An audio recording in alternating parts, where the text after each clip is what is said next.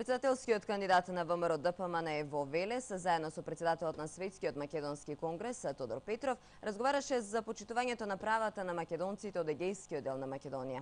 Од Велес известува Орце Николовски.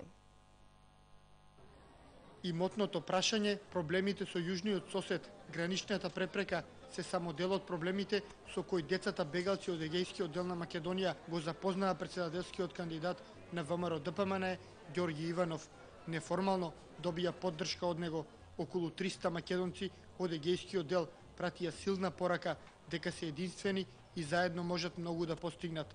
На оваа средба фокусот беше ставен на дружењето.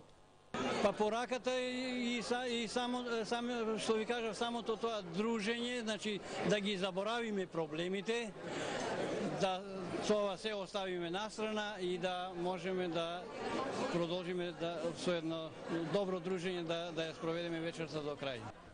На многу убави и лоши моменти се присетија македонците од егејскиот дел кои сега живеат во сите градови на земјата.